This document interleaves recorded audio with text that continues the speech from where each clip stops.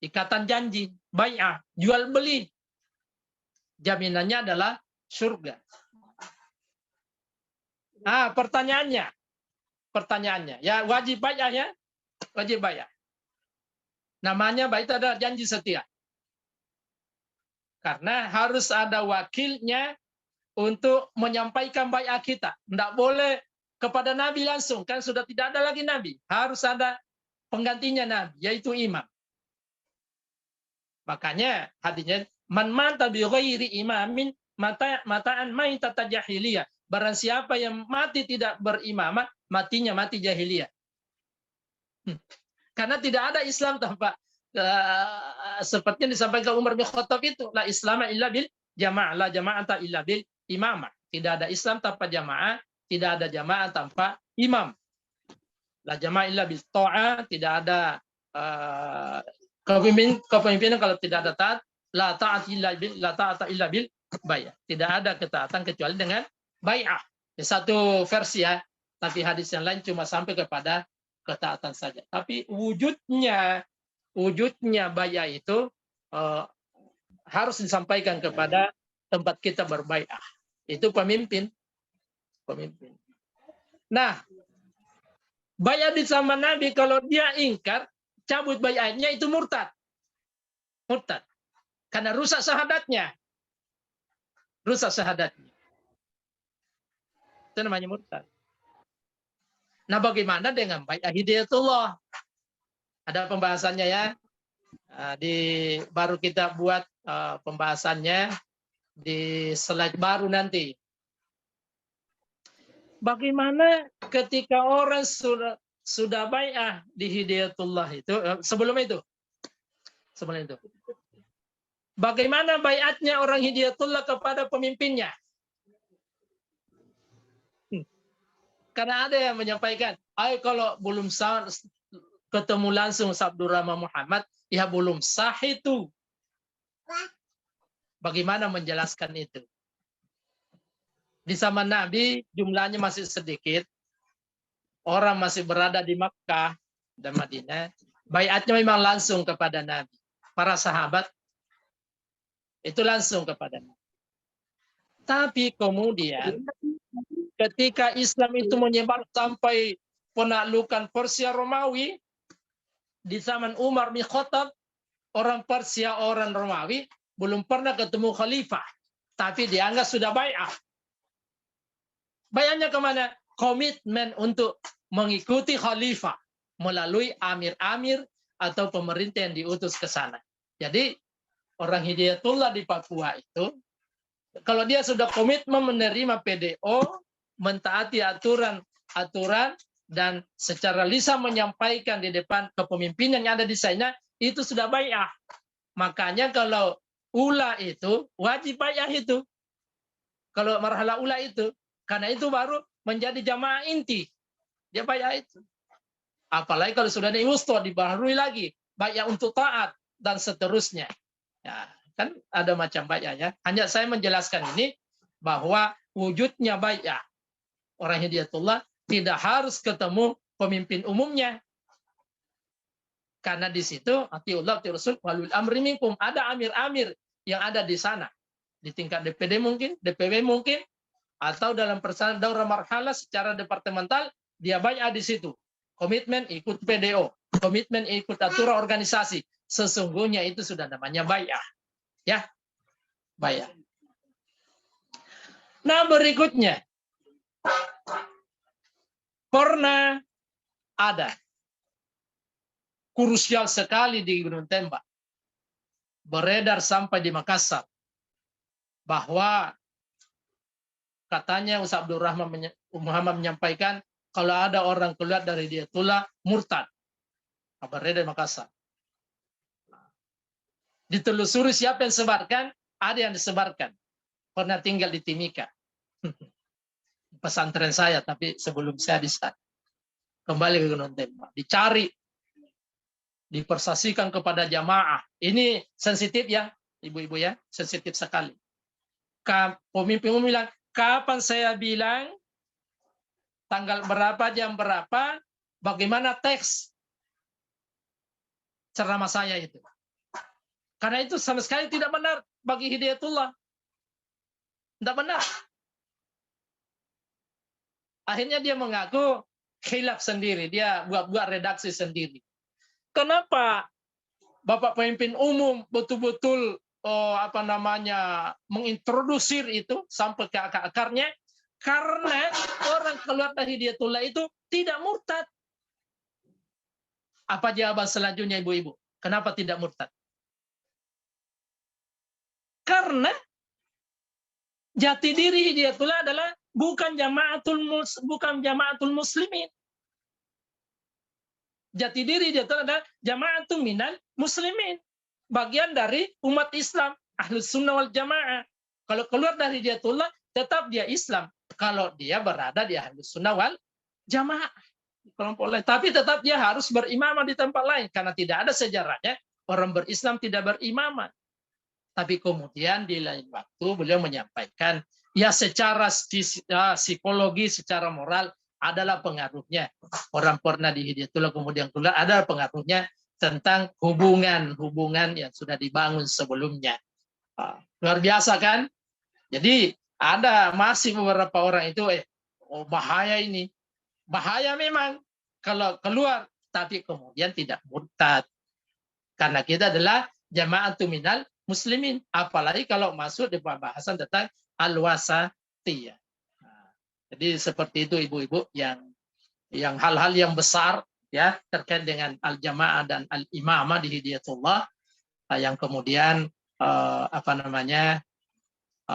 belum banyak dipahami oleh Murabiah juga. Meskipun saya yakin sudah membaca jadwal bayani ini perlu penjelasan ya, penekanan mengintrodusir hal-hal besar yang memang berbahaya kalau tidak dipahami. Seperti itu tadi.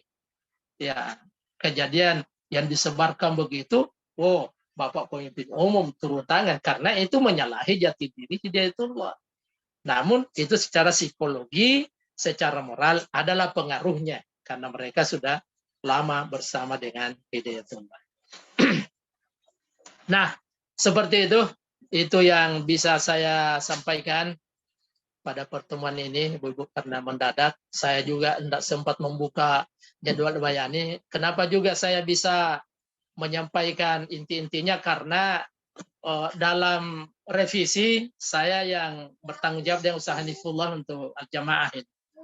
Kalau kemarin-kemarin langsung disampaikan, saya minta ke Ustaz Hanifullah. Tapi yang mendadak begini, ya kita sampaikan inti-intinya dan saya yakin itu mewakili dari materi al-jamaah ini karena sebelumnya juga Abdul Khaliq telah membahas tentang definisi-definisi dari jamaah itu di bagian Ahlus Sunnah wal Jamaah.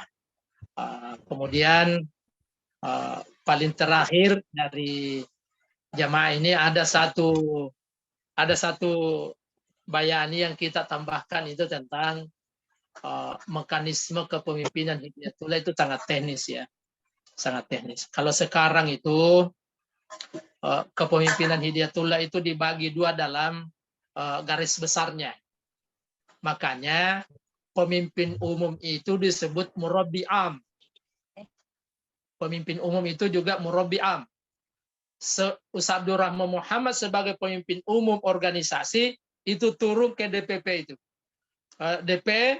DPP ya diawasi DM ke bawah.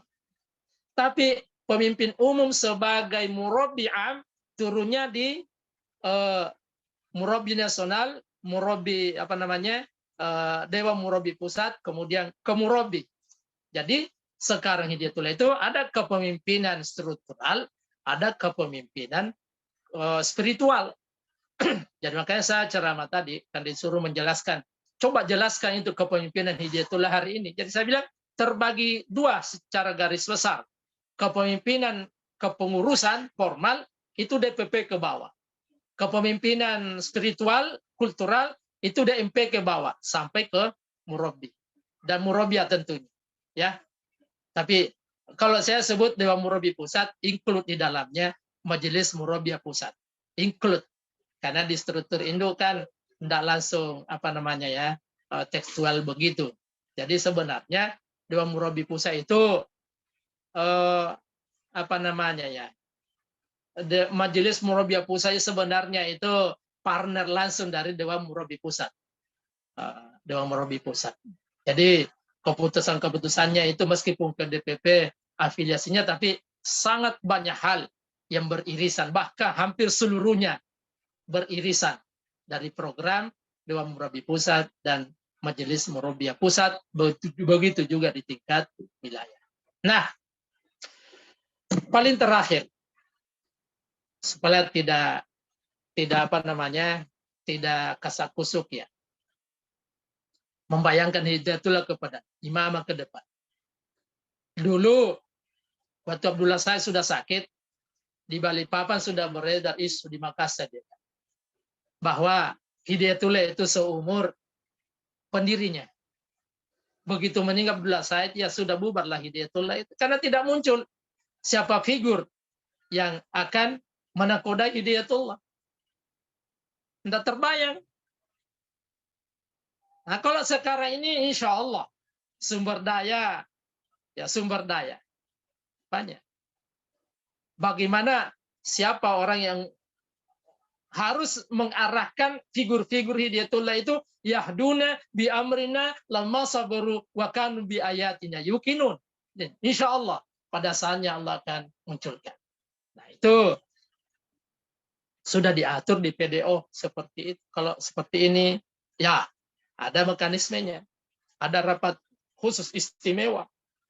Jadi tentang kepemimpinan next ya, imamah Hidayatullah sudah diamankan di PDO bahwa ada namanya rapat istimewa, musyawarah khusus dan seterusnya untuk mengambil keputusan strategis. Jadi kita insya Allah kita jalani saja ini, taat dan sabar, insya Allah Allah akan memberikan pemimpin sesuai dengan yang dibutuhkan Hidayatullah.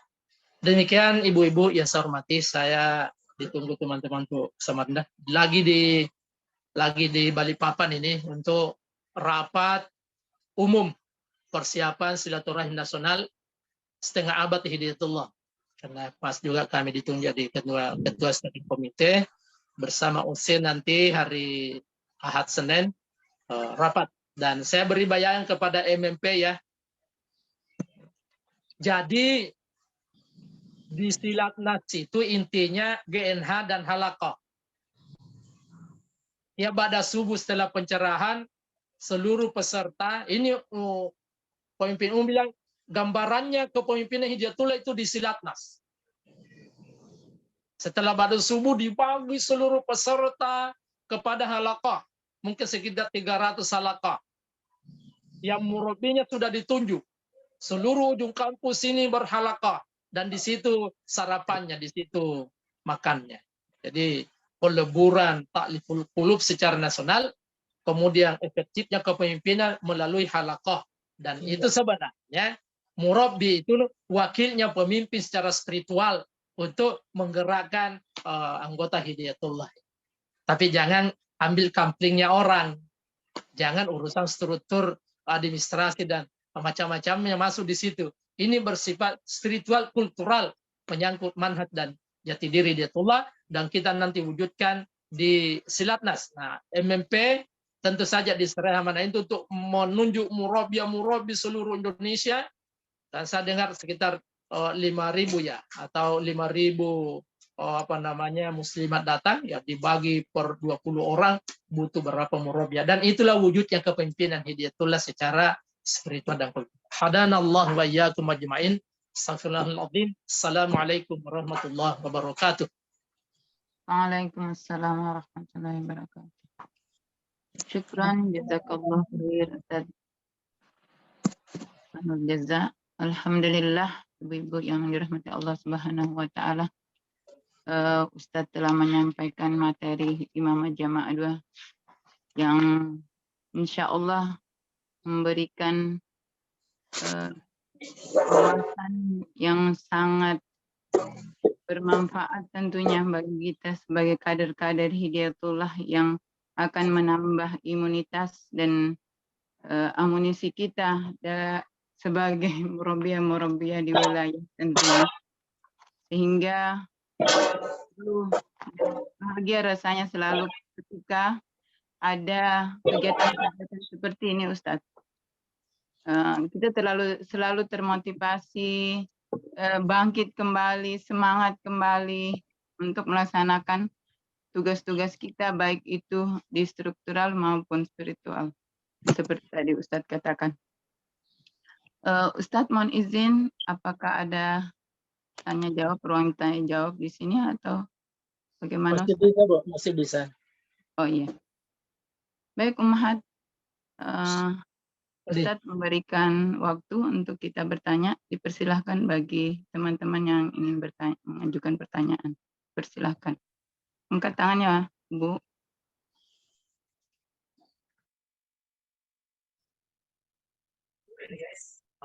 Bu Mastura Palembang. Mastura di Palembang ya.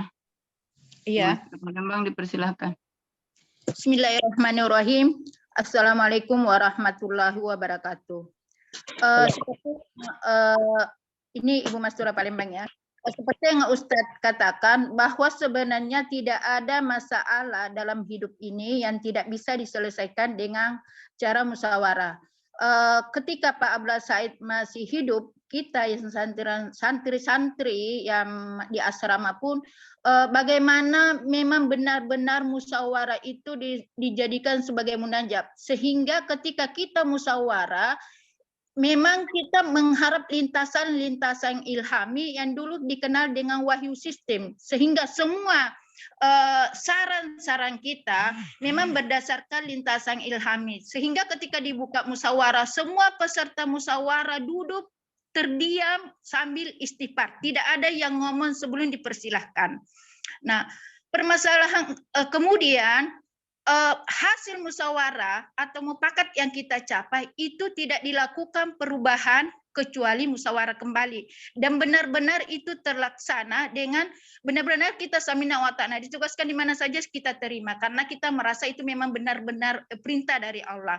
Nah, sekarang seperti yang Ustadz katakan tadi bahwa di beberapa cabang itu ketika musyawarah kembali ke rumah berubah, dan itu yang kita rasakan. Mungkin teman-teman di setiap cabang kenapa terjadi permasalahan yang berkepanjangan, karena musyawarah kadang-kadang belum dilakukan sudah berubah, dan tata laksana musyawarah itu sambil makan, sambil ngobrol, sehingga bagaimana bisa mendapatkan lintasan-lintasan yang ilhami kalau sambil makan, sedangkan kita saja duduk istighfar dia itu belum tentu kita mendapatkan lintasan ilhami. Nah, pertanyaan saya, bagaimana merubah kultur yang dulu tetap dilakukan sekarang? Karena seperti itu yang terjadi, baik di beberapa daerah. Kadang Munas juga sambil ngobrol, ketika sudah dibuka Munas, teman-teman masih ngobrol. Saya kadang-kadang, ya Allah, seperti inikah yang terjadi sekarang? Ini mungkin permasalahan yang harus kita selesaikan bersama.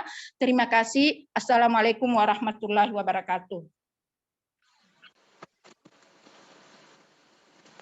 Mau langsung dijawab, Ustadz? Bisa juga langsung. Oh ya, silakan Ustadz, karena masih ada yang raise hand juga. Ya, yang saya bilang tadi berubah-ubah keputusan dari rapat ke rumah itu masa lalu, Bu. Sampai sekarang, Ustadz. Yang tidak tahu masa lalu saya bilang itu. Sekarang sudah banyak perubahan. Karena yang menolong kita hari ini itu karena sudah ada aturan-aturannya. Namun juga hal-hal bersifat personal masih muncul. Nah, bagaimana cara merubahnya ini? Inilah satu di antara bagian dari murabbiyah melakukan perubahan. Jadi, kalau ada penyimpangan secara syar'i atau kultur kelembagaan, ya, yang turun tangan sebenarnya itu adalah murabbiyah. Kalau di ibu-ibu, kalau bapak-bapak murabbi. Makanya saya bilang tadi di Gunung Tembak sini, betul-betul ke depan ini, Hidayatullah itu ditentukan pemimpin dan murabbinya. Karena yang dilihat orang itu adalah murabbi. Kalau murabbinya benar, yang disampaikannya juga benar, kemudian memiliki spiritual. Tiga saya bilang itu harus ada pada murabbi itu. Dia harus menampilkan akhlak terbaik, karena semua umat ini melihat yang dilihat itu adalah perilaku. Semua mutarabi ini punya telinga, mendengar. Kalau yang disampaikan benar, itu makin percaya mutarabinya. Dan kalau mutarabi bersama murabi-murabianya secara spiritual juga terasa menyejukkan, wah makin percaya. Dan tapi saya bahas kemarin ini di karena Bugis bilang, kalau begitu murabi itulah, yaitu sudah setengah malaikat itu. Nah memang sebenarnya kualitas ini harus diangkat kualitas ini. Dan insya Allah ini saya menyampaikan luar biasa karunia Allah ini juga, bukan karena saya ketua Dewan Murabi Pusat ya. Luar biasa karunia Allah itu ada namanya Dewan Murabi Pusat, Dewan Murabi Wilayah, Majelis Murabi Pusat, Majelis Murabi Wilayah, karena memang secara suprastruktur ini tidak bisa dihandle langsung oleh pengurus. Karena pengurus ini sudah habis waktunya hal-hal bersifat manajerial, administrasi dan seterusnya. Jadi memang murabin datang, dan semua pengurus besar itu juga adalah bagian dari murabi dan murabiah. Jadi insya Allah Bu, ya kita terus berusaha menghadirkan atau merekonstruksi, mengembalikan kultur ini seperti yang dulu, tapi tidak bisa lagi persis karena zamannya sudah beda. Misalnya tiba-tiba baru 1 bulan dipindah, 1 tahun dipindah, kultur itu tetap ada yang dipertahankan, tapi karena kita sudah memasuki wilayah profesional, sudah butuh keahlian, sudah butuh pengalaman dan seterusnya, sehingga ada namanya mutasi, tapi tidak sekencang yang dulu, karena juga telah dibuktikan bahwa kalau ada orang bertugas baru 2 tahun, ya ini bukan perintisan ya, hal-hal bersifat manajerial dan profesional itu belum teruji kalau baru 1 tahun 2 tahun. Dia memang ujiannya itu misalnya 1 periode 5 tahun dan seterusnya. Dan sudah masih terbukti periode baru-baru ini ada sekitar 60 orang dikeluarkan dari Gunung Tembak di seluruh Indonesia. Dan ada orang menduga dulu bagaimana Ustaz Zen, Ustadz Madong itu Muhammad Madong apa bisa keluar dari Gunung Tembak? Sudah keluar dari Gunung Tembak. Meskipun Ustadz Madong ada istrinya di sini ya, bilang bukan saya itu yang dimutasi, istri saya. Ya tapi kan ikut juga sudah ke Depok. Insya Allah masih terpelihara itu, terpelihara. Tapi volumenya menyesuaikan dengan perkembangan organisasi. Ya itu Bu ya, justru saya menyampaikan tantangannya. Ini murabiah nanti punya tugas seperti itu. Punya tugas seperti itu. Kalau ada pengurus yang masih gaya-gaya seperti itu, memang harus diberi nasihat. Dan yang memberi nasihat adalah murabiah. Sehingga murabiah sebenarnya itu yang senior-senior. Yang sudah bisa memberikan tauji, nasihat, tausiah, dan seterusnya. Tapi ada juga beberapa yang mudah dibutuhkan. Kan ternyata di Dewan Murabi ini, Majelis Murabiah ini, ada juga administrasinya, ada juga SK-SK-nya dan seterusnya, itu bisa dihandle oleh yang mudah-mudahan. Jadi kombinasi. Seperti itu mungkin dari pertanyaan Ibu. Ya, Ustaz, makasih jawabannya Ustaz. Ya. Syukuran Ustaz. Baik, kepada pertanyaan selanjutnya yaitu Bu Tia ya, Bu Tia ZR. Dari Sulsel, dan juga Bu Miftah dari Sulsel juga, dipersilakan. Mbak Tia dulu ya. Iya Kak. Bismillah, terima kasih atas waktunya. Langsung saja Ustadz, ini saya mau bertanya terkait Silatnas, karena tadi di akhir-akhir ada disinggung sedikit terkait Silatnas.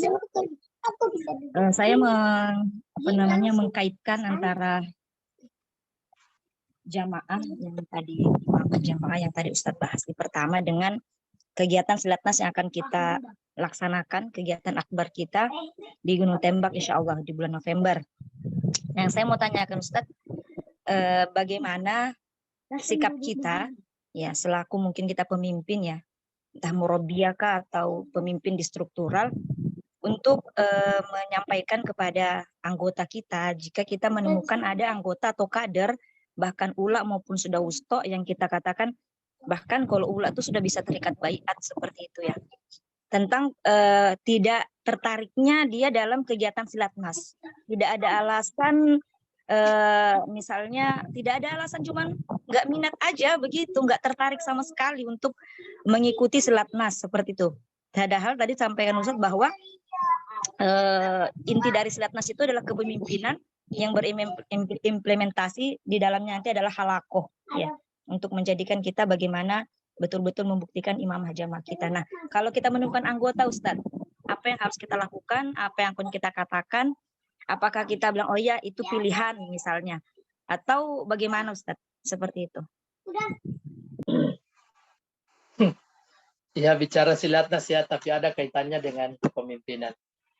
Saya setiap mau balik ke daerah, setiap berdiskusi dengan teman-teman, sebenarnya pertanyaan-pertanyaan banyak muncul itu karena persoalan penyadarannya yang kurang. Penyadarannya yang kurang. Sebenarnya kalau mereka tahu apa itu GNH, apa itu halakoh, kemudian bagaimana muatan gerakannya, mereka tertarik itu. Tertarik. Jadi memang dibutuhkan kesabaran, dan nantilah secara nasional akan ada himbauan ya, termasuk dari steering komite tentang tujuan daripada silatnas ini. Tapi pada akhirnya juga kembali kepada ya, kalau memang ada yang betul-betul tidak siap datang, ya juga tidak dipaksakan. Tapi jangan menolak kegiatan Hidayatullah. Tapi karena tidak datang karena alasan transportasi, alasan urusan dan seterusnya, boleh-boleh saja. Tapi kalau yang tidak benar itu bilang apa sih artinya silatnas itu? Membuang-buang biaya. Itu saya mau bicara yang seperti itu. Nanti bicaranya itu lewat himbauan saja. Karena saya betul-betul kalau ada orang mengabaikan hal-hal yang bersifat spiritual dan kultural, nah inilah yang harus dicerahkan.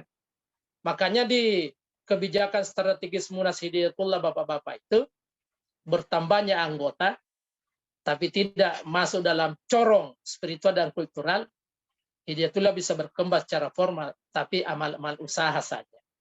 Tidak ada lagi pengendalian kepemimpinan secara spiritual dan secara kultural. Boleh saja besar Hidayatullah seperti organisasi lain, tapi esensi jati dirinya sudah tidak hadir lagi. Makanya saya bilang begini, jamaah-jamaah baru itu kiriman Allah itu. Meskipun ada beberapa hal yang harus dibenahi, dan disinilah ya peran daripada murabi-murabiyah untuk mencerahkan mereka. Karena banyak-banyak orang yang masuk Hidayatullah hari ini itu karena ketemu profesinya, ya ada aktualisasi dirinya, apalagi mungkin ada perkawanannya. Nah, kalau dulu orang berimamah Hidayatullah itu karena tertarik ideologinya, manhaj, tertarik orang-orangnya yang membawa risalah ini.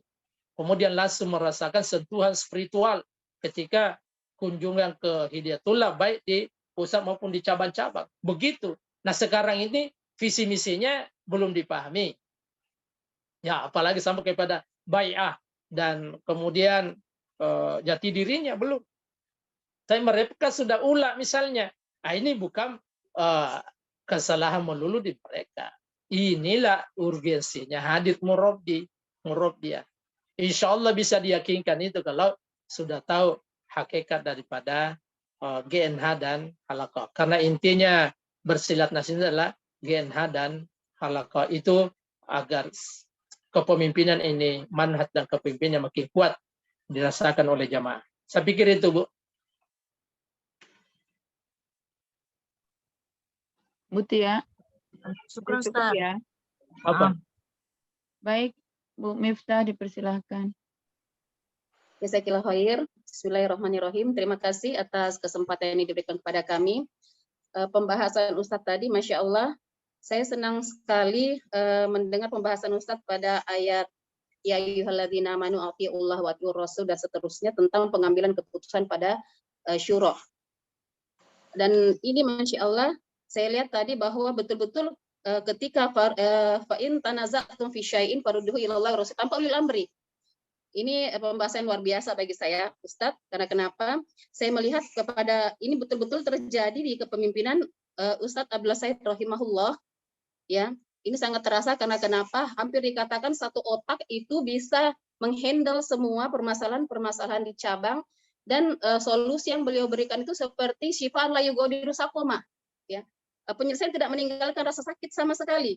Tenang, ya, tidak ada embel-embel di belakangnya. Masya Allah.